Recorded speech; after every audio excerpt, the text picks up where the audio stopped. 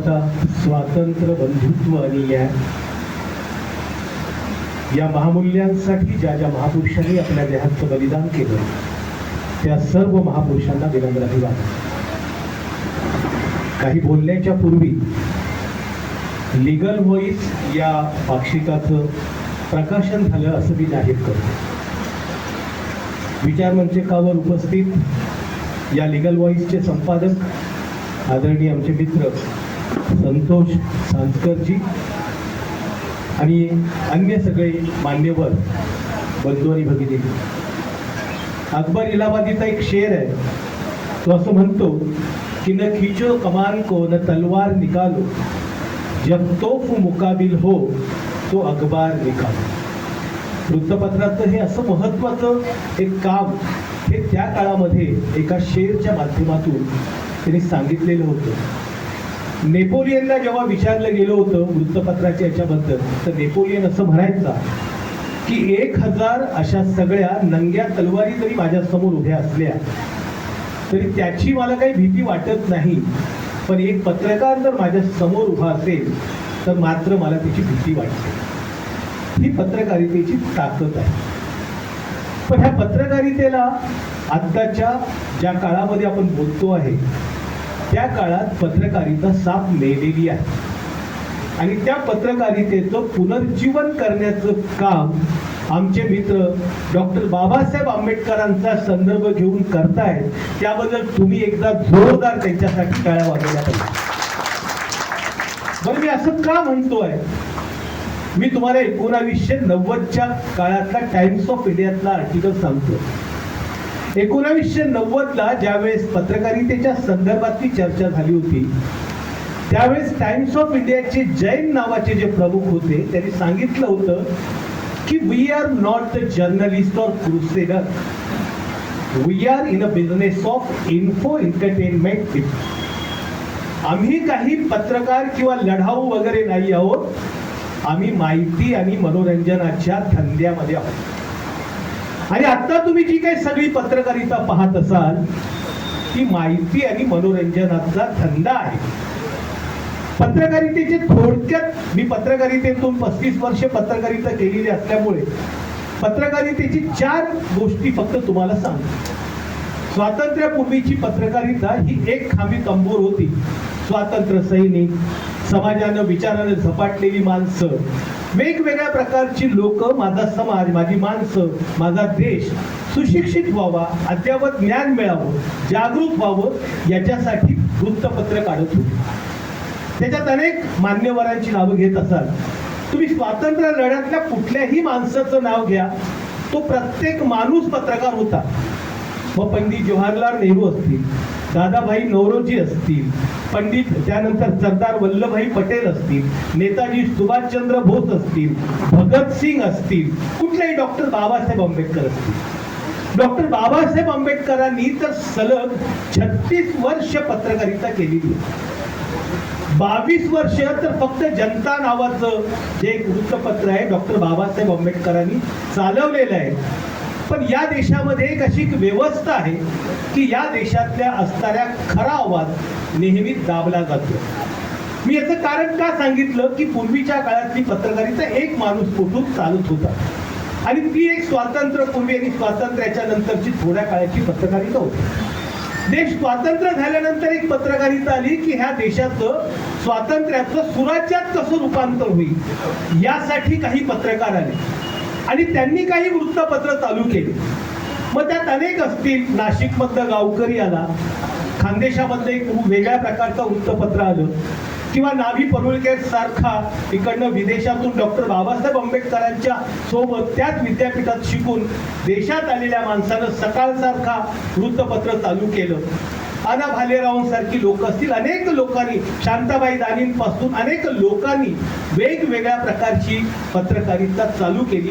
एक समूह पत्रकारिता की जे देशाचं जे स्वातंत्र्य मिळाले त्या स्वातंत्र्याचं फळ, त्या स्वातंत्र्याचा हक्क प्रत्येक माणसाला, प्रत्येक भारतीयाला मिळालं पाहिजे. पण तुम्हाला आठवण करतो की 1975 आणि 80च्या नंतर जसं हळूहळू जागतिकीकरण व्हावं लागलं, खाऊच्या धोरणाची पायमुळं त्यावेळेस रुजायला लागली. खाजगीकरण, उदारीकरण ह्या गोष्टींनी या क्षेत्रावरती इथल्या भांडवलदारांचं लक्ष केलं आणि मग भांडवलदारी वृत्त या ठिकाणी उदयाला आली. आज संपूर्णच्या संपूर्ण पत्रकारिता ही भांडवलदारांच्या हातात आहे. या देशातल्या सगळेचे सगळे 300 चॅनल चालतात. त्यात सामान्य माणसाची चेहरा तुम्हाला वाटत असेल, पण सामान्य माणसाची एकही बातमी दिली जात नाही. तुम्ही पहा की आज तुम्ही टीव्ही उघडा, तुम्हाला काय बातम्या मिळतात, कुठलेही चॅनल का, तुम्ही ABCD सगळ्यांमध्ये सारख्या बातम्या असतात. हा माणूस, हा नेता काय म्हणाला, त्याच्यावरती तो नेता काय म्हणाला, त्याच्यावरती तिसरा नेता काय म्हणाला. पण बाबा रे, आता नव्या पत्रकारितेची सुरुवात आहे आणि मला असं वाटतं की लीगल व्हॉइसच्या निमित्तानं नव्या पत्रकारितेला आता आपण सुरुवात केली पाहिजे. येणारी पत्रकारिता कशी असेल? तुम्ही पहा की वैयक्तिक पत्रकारिता पाहिली, समूहाची पत्रकारिता पाहिली आणि आता जागतिक पातळीवरती ज्या पद्धतीची एक भांडवलशाही पत्रकारिता आहे आणि देशातली आणि जगातली सगळी संसाधनं, सगळ्या योजना, सगळ्या प्रकारचे प्रकल्प हे कुठल्या तरी लोकांच्या हातात घेऊन, म्हणजे एकूणच एक प्रकारची आकडेवारी सांगते की या देशातल्या असणाऱ्या 3.5 ते 4% लोकांकडे या देशातली जवळपास 55% संपत्ती. जगातला एकूण जर पाहिलं तर असं सांगितलं जातं की जगातल्या सगळ्या अर्थव्यवस्थेवरती जगातल्या साधारणतः एक 45 घराण्यातल्या लोकांचा कब्जा आहे. मग तुम्हाला तुमची जो भांडवलदार त्याचे कोट्यावधी रुपये काढून चॅनल काढतो, सॅटेलाइट लाईट घेतो, हजारो पत्रकार ठेवतो, तो तुमच्या बातम्या कशाला देईल? तो राईट टू शेल्टरला कशाकडे येईल? तो कशासाठी देईल? आणि मग तुम्हाला तुमच्या मतं घडवण्यासाठी, तुमच्या डोक्यामध्ये गोंधळ करण्यासाठी या ठिकाणचे हे चॅनल्स चालवले जातात आणि खोट्या बातम्या तुमच्याकडे देऊन तुमची मतं त्यांच्या भांडवलदारांच्या फेवरची बनवली जातात आणि तशा प्रकारची पत्रकारिता आज संपूर्ण देशात चालू. मग खरी पत्रकारिता कशी काय येईल? खरी पत्रकारिता कशी काय येईल? डॉक्टर बाबासाहेब आंबेडकरांनी जी 36 वर्ष पत्रकारिता केली, बाबासाहेब आंबेडकरांच्या एकूणच म्हणजे वयाच्या 27व्या वर्षी पहिलं त्यांनी बुकनायक नावाचं जे पाक्षिक काढलं, त्या पाक्षिकाचा जर तुम्ही आत्ता जरी अग्रलेख पाहिले, बहिष्कृत भारतमधले अग्रलेख पाहिले, तर आज सुद्धा ते तसेच्या तसे जरी आपण छापले तर ते इथे संयुक्तिक आहे. आजही तेच प्रश्न आहे असं आपल्याला वाटतं. याचं कारण असं आहे की लोकांना अज्ञानात ठेवण्यामध्ये, मिसइन्फॉर्म ठेवण्यामध्ये, म्हणजे पूर्वी कसं होतं की पत्रकारितेतून लोकांना जागरूक केलं जायचं, पण आता पत्रकारितेचं माध्यम हे लोकांना झोपण्यासाठी, लोकांना अज्ञानात करण्यासाठी, लोकांचा मेंदू जो आहे तो वेगळ्या पद्धतीने घडून स्वतःचा फायदा करण्यासाठी तुम्ही त्या ठिकाणी वापरला जातो. त्यामुळे आता येणारी पत्रकारिता कशी असेल तर हे आता लोकांनी ठरवलं पाहिजे. याचं कारण का लोकांनी का ठरवलं पाहिजे की लीगल व्हॉइसमध्ये जर तुम्हाला तुमची बातमी हवी असेल तर या काळामध्ये तुम्हाला मराठा म्हणून नावाचं जे दैनिक आहे आचार्य अत्रेंनी काढलं होतं. डॉक्टर बाबासाहेब आंबेडकरांनी काढलेल्या वृत्तपत्रांच्या वेळी ते असं म्हणायचे, तुम्हाला तुमची बातमी जर हवी असेल तर त्याच्यासाठी तुम्ही पैसे मोजले पाहिजे, तुम्ही ते पत्र जगवलं पाहिजे. मग लीगल व्हॉइसची ही जी पाय येणारा काळ जो असणार आहे ही जनतेची पत्रकारिता, सोशल जर्नलिझम या मार्गाला ज्यावेळेस पत्रकारिता जाईल त्यावेळेस खऱ्या अर्थानं त्या माणसाची बातमी, त्याचं प्रतिनिधित्व या ठिकाणी उमटलेलं दिसेल. कुठल्याही असणाऱ्या 300 चॅनलपैकी तुमची बातमी जर ते असणाऱ्या भांडवलदारी वृत्तपत्राला, इथल्या बिल्डरला, इथल्या असणाऱ्या राजकीय नेत्यांना अडचणीची ठरत असेल तर त्यांनी फोन चॅनलच्या ऑफिसला केला तर ती बातमी काही दिसणार नाही. हे तुम्हाला खात्रीपणे सांगतो. दुसरी गोष्ट अशी, जेव्हा लढाईची वेळ असते, मी राजकारणात 35 वर्ष पत्रकारितेत आहे, पत्रकारिता विकली गेली याचं कारण तुम्हाला सांगतो की जशा निवडणुका येतात तर सगळ्याच्या सगळ्या पत्रकारांचे किंवा वृत्तपत्रांचे जे काही संपादक आहेत ते राजकीय पक्षांच्या कार्यालयात जाऊन बसतात आणि आमच्या वृत्तपत्राला पॅकेज द्या सांगतात. आता जी वृत्तपत्र जर समजा पक्षांकडून पॅकेजेस घेत असतील, ते तुम्हाला खरं कसं काय वृत्तपत्र देणार?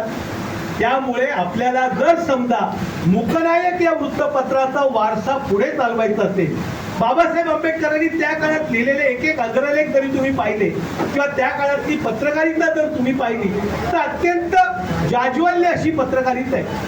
त्या काळामध्ये बाबासाहेब आंबेडकरांचे एक खास विरोधक होते. भाला नावाचं वृत्तपत्र चालवायचे आणि ल व भोपटकर म्हणून नावाचे जे संपादक होते ते त्या याच्यातनं लिहायचे. त्यांनी एकदा त्यांचा कुलाबा समाचार नावाच्या याच्यातनं त्यांनी बातमी दिली आणि त्यांनी सांगितले की बाबासाहेब आंबेडकरांवरती त्यांनी टीका केली.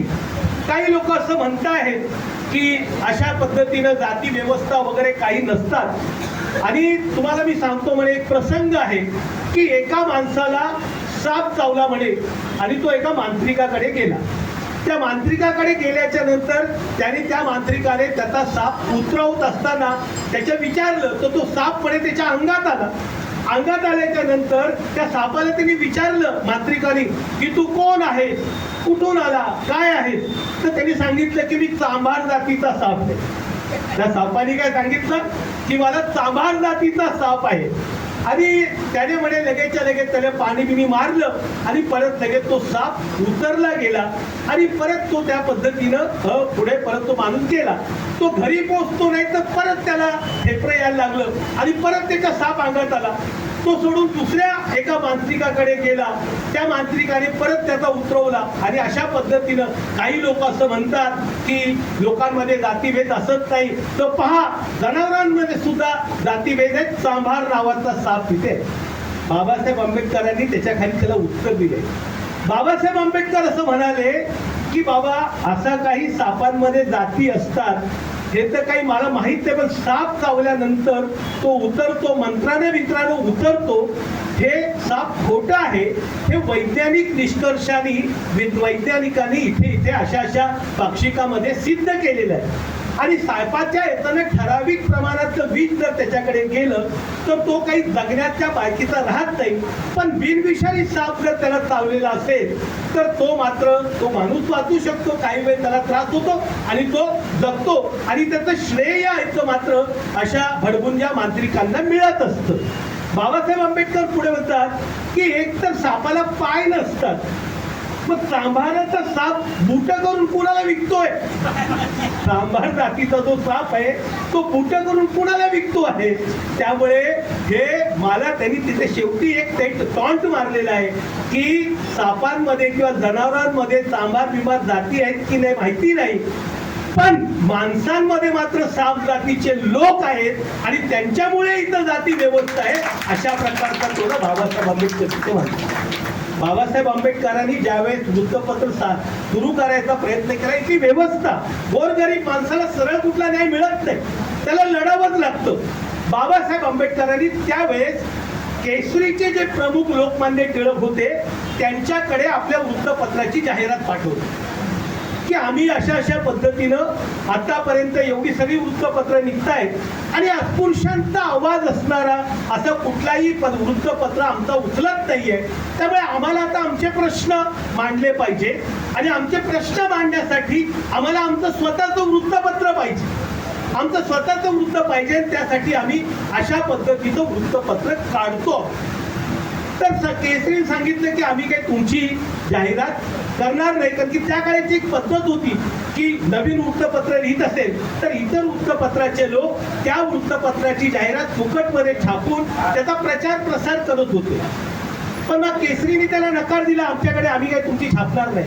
मग बाबासाहेब आंबेडकरांनी सांगितले की तुम्ही फुकट नाही छापत, पैसे घ्या आमच्याकडून, पैसे घेऊन तुम्ही आमची जाहिरात छापा. पण इतिहास असा सांगतो की पैसे घेऊन सुद्धा लोकमान्य टिळकांच्या केसरीमध्ये मूकनायकची जाहिरात आलेली नाही. डॉक्टर बाबासाहेब आंबेडकरांनी मूकनायक सुरू करत असताना त्याच्या शीर्षस्थानी एक तुकारामाचा अभंग लिहिलेला आहे. तो तुकारामाचा अभंग असा म्हणतो की काय करू आता बाळगुनी या भीड, निशंक तोंड हे वाजविले, मुखियांचा जगी नाही कोण, म्हणून घेतले हे व्रत. म्हणजे कशाची भीड बाजू की माझ्या लोकांचा आवाज काढण्यासाठी कोणीच नाहीये आणि त्यामुळे त्याचा आपण मी आवाज काढण्यासाठी मोकळाय काढतो. पण बाबासाहेब आंबेडकरांची पत्रकारिता ही पहिली आहे का हो? बाबासाहेबांची पत्रकारिता उभी राहण्याच्या अगोदर या देशामध्ये बहिष्कृत लोकांची पत्रकारिता कोणी सुरू केली असेल? खरं म्हणजे या ठिकाणी त्यांचा फोटो हवा होता. ते होते क्रांतीचा बाप महात्मा ज्योतिराव फुले यांनी सुरू केलेली होती. त्यांच्या काळामध्ये सगळ्यात पहिल्यांदा या व्यवस्थेला प्रश्न विचारणारी एक छोटी विद्यार्थिनी तयार झाली होती. तिचं नाव होतं मुक्ता साळवे.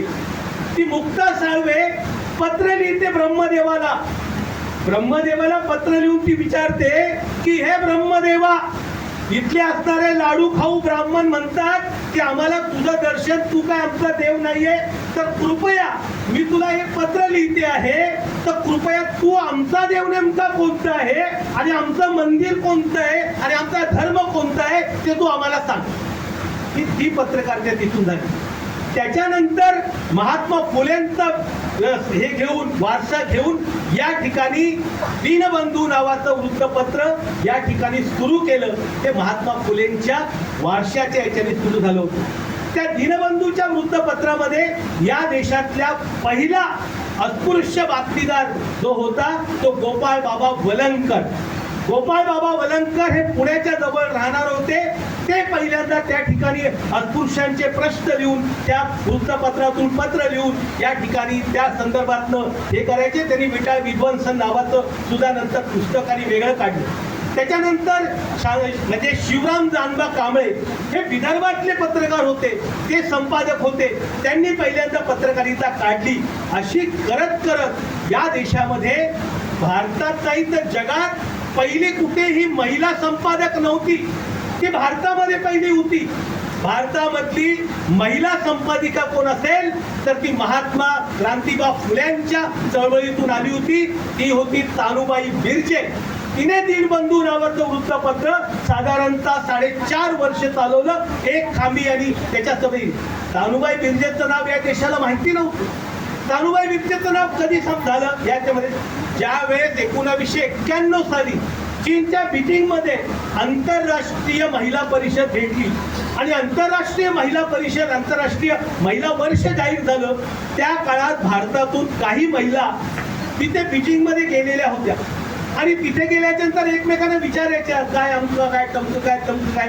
तर त्या काळामध्ये त्या काळामध्ये पहिल्यांदा नाव आलं ताराबाईंचं आलं आणि दुसरं आलं ते तानुबाई बिर्जेंचं आलं. या 2 महिलांनी या ठिकाणी पहिल्यांदा संपादकीयचं म्हणजे फॉरेन मध्ये सुद्धा ज्या काळामध्ये महिला संपादक नव्हत्या त्या काळामध्ये क्रांतीबा फुलेंच्या वारसा घेऊन तानुबाई बिर्जे यांनी संपादकीय वृत्तपत्र चालवलं होतं. त्यामुळे काळ अतिशय खराब आहे. खोट्या बातम्या देऊन खोटी दिमाग घडून तुमच्या डोक्यामध्ये गोंधळ करण्याचा किंवा सगळा ऑलबेल आहे असं सांगण्याचा एक खूप मोठा घाट या देशामध्ये पिकतो आहे. त्यामुळे तो जर मोडून काढायचा असेल तर तुम्हाला तुमचं माध्यम उभं केलं पाहिजे आणि तुमचं माध्यम उभं करायचं असेल तर ते फुकटमध्ये नाही चालणार, भांडवलदारांच्या पैशावरती नाही चालणार, राजकारणाच्या पैशांवरती नाही चालणार, गल्लीतल्या असणाऱ्या गुंडाच्या दादाच्या पैशावर नाही चालणार. जसं मराठा चालू करताना त्या काळामध्ये अत्रेंनी सांगितलं होतं तुम्हाला जर समजा खऱ्या बातम्या ऐकायच्या असतील तर मराठासाठी 1 रुपया द्या.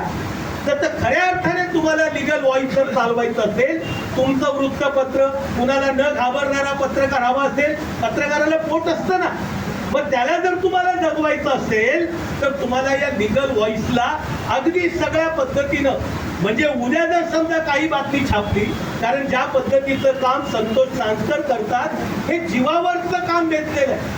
कारण त्यांच्या हातात फक्त कायदा आहे आणि त्यांनी नाव खूप चांगलं दिलेलं आहे की लिगल व्हॉइस म्हणजे लोकांचा कायदेशीर आवाज.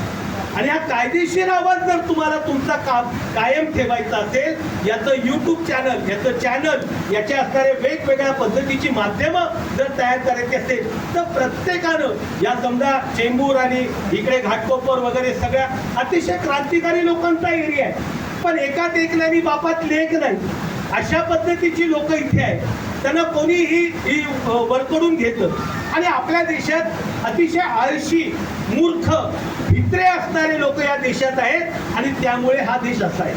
मी प्रत्येक भाषणात बोलतो की सगळ्यात बिंडोक, अतिशय नालायक, अतिशय खराब, विकले जाणारे लोक जर कुठे असतील ते भारतामध्ये आहेत. तर तुम्ही मला असं का आहे? तुम्ही पहा की 1000 वर्ष इथे परकीय राज्य होतं, 200 वर्ष इंग्रजांचं राज्य होतं, 1200 वर्ष गुलामीत राहणारा देश आहे हा. 11व्या शतकामध्ये महानुभाव पंथाचे जे प्रमुख आहेत चक्रधर स्वामी यांनी सांगितलं होतं की अरे बाबा, नाकातून जसा शेंबूड येतो तशी बाईला मासिक पाळी येते, त्याचा विचार कशाला करता तुम्ही? 900 वर्ष झाल्यानंतर सुद्धा आज सुद्धा सुशिक्षित बाया ज्या आहेत, घरात देव कार्य असेल तर डॉक्टरकडे जातात, पाळी जवळ आली असेल तर त्याच्याकडनं गोळ्या घेतात आणि 4 दिवस पाळी पुढे ढकलतात. ही किती दुर्दैवी गोष्ट आहे, किती दुर्दैवी गोष्ट आहे. आजपासून जवळपास 2600 वर्षापूर्वी भगवान बुद्धानं सांगितलं होतं, न जच्चा वसलो होती, न जच्चा होती ब्राह्मणो, कम्मन्नो वसलो होती, कम्मन्नो होती ब्राह्मणो. म्हणजे जन्मानं कोणी शूद्र होत नाही आणि जन्मानं कोणी ब्राह्मण होत नाही. कर्मानं ब्राह्मण होतो आणि कर्मानं शूद्र होतो. पण आज 2026 2600 वर्ष झाले, आज सुद्धा या देशातला जातीयवाद, धर्मांधता, विकृती, माणसाला माणसापासून शूद्र समजण्याचं अशा प्रकारच्या 2600 वर्षापूर्वी सांगितलेला विचार सुद्धा आपण आणलेला नाही आणि आपण माणूस बनलेलो नाही.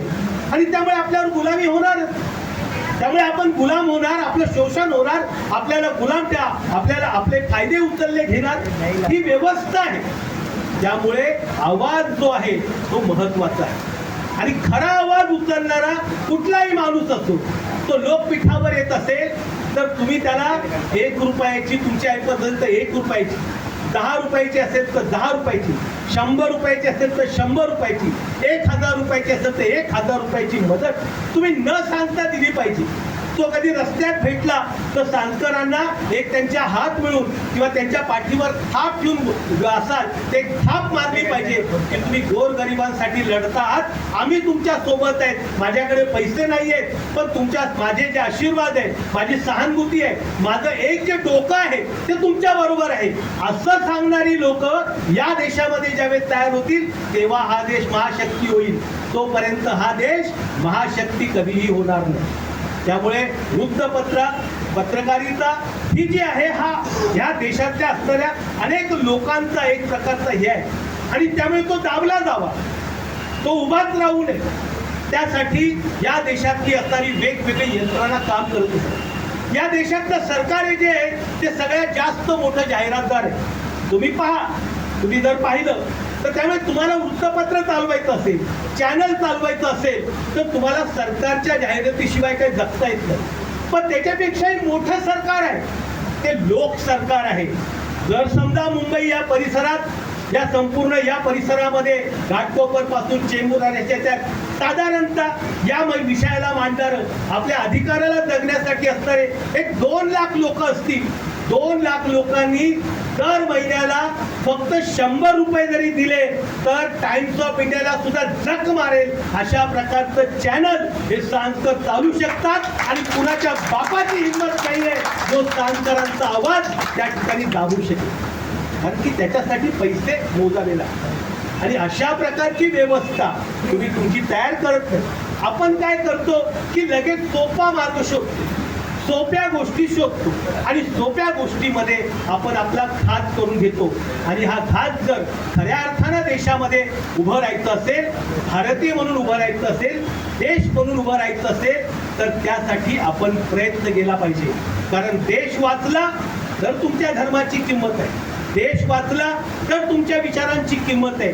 देशच गुलाम झाला तर तुमच्या विचारांना तुम्ही किती मोठे आहात, काय आहात, त्यांना कोण हिंगलावून विचारतंय. त्यामुळे इथे कमी लोक असले तरी सुद्धा मला असं वाटतं ज्या पद्धतीनं तुम्ही ऐकता आहेत तुमच्या डोक्यामध्ये मी एक ठिणगी जरी पेटवण्यासाठी जर यशस्वी झालो तर मला असं वाटतं की मी कल्याणहून इथे आणि आलो आहे त्याचं काहीतरी सार्थक झालं असेल. नव्या पत्रकारितेसाठी मी तुम्हाला खऱ्या अर्थानं शुभेच्छा देतो. किरण सोनावणे म्हणून माझी कुठेही तुम्हाला मदत लागली तर मी तुमच्यासाठी अर्ध्या रात्री उपस्थित आहे. एवढं बोलून मी ते थांबतो. धन्यवाद.